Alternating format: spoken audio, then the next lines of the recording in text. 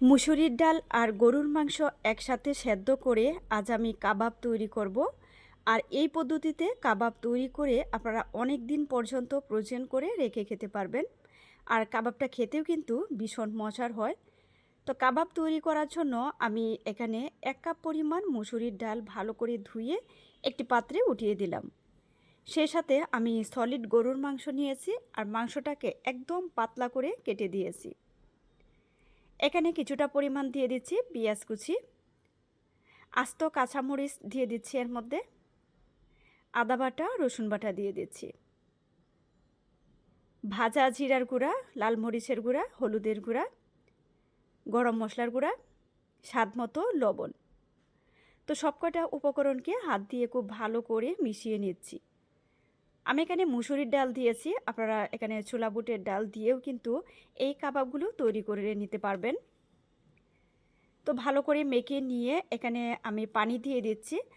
পানিটা এমনভাবে দিতে হবে যেন গরুর মাংসটা সেদ্ধ হয়। আর বাকি উপকরণগুলো সেদ্ধ হতে কিন্তু খুব বেশি সময় লাগে না। তারপরেও গরুর মাংসটা যখন আপনারা কাবাব তৈরি করবেন একদম পাতলা করে কেটে দিবেন।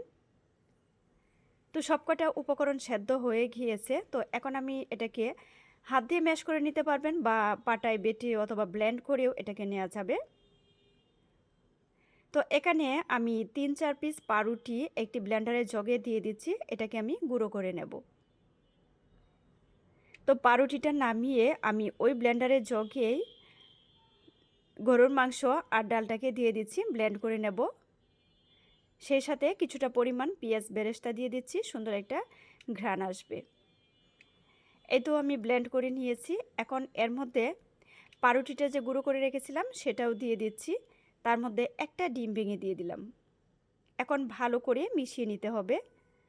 আর এই যে ডোটা মানে কাবাব তৈরি করার জন্য এটা কিন্তু একদম মানে আঠালো হবে একটু, আর নরম হলে কিন্তু এটা হবে না, যেহেতু ডালটা সেদ্ধ করে নেওয়া, তাহলে যখন আপনি এটাকে ভেজে নেবেন একদম ভেঙে যাবে। তো অনেকগুলো কাবাব তৈরি করেছি, তো কিছুটা পরিমাণ আমি প্লেটের মধ্যে ছড়িয়ে দিয়ে ডিপ ফ্রিজে রেখে দিলাম। যখন শক্ত হবে যে কোনো এয়ারটাইট বক্সে ভরে আমি এটাকে ফ্রোজেন করব। আর বাকিগুলো আমি ভেজে নিচ্ছি। তেলটা ভালো করে গরম করে তারপরে আমি এক এক করে কাবাবগুলো দিয়ে সুন্দর একটা কালার করে ভেজে নেব। অবশ্যই তেলটা কিন্তু গরম করে তারপরে কাবাবগুলো দেবেন। তো সুন্দর একটা কালার করে আমি ভেজে নিয়েছি। যাদের কাছে সহজ রেসিপি ভালো লাগে পেজ ফলো করে পাশে থেকে সাপোর্ট করবেন প্লিজ।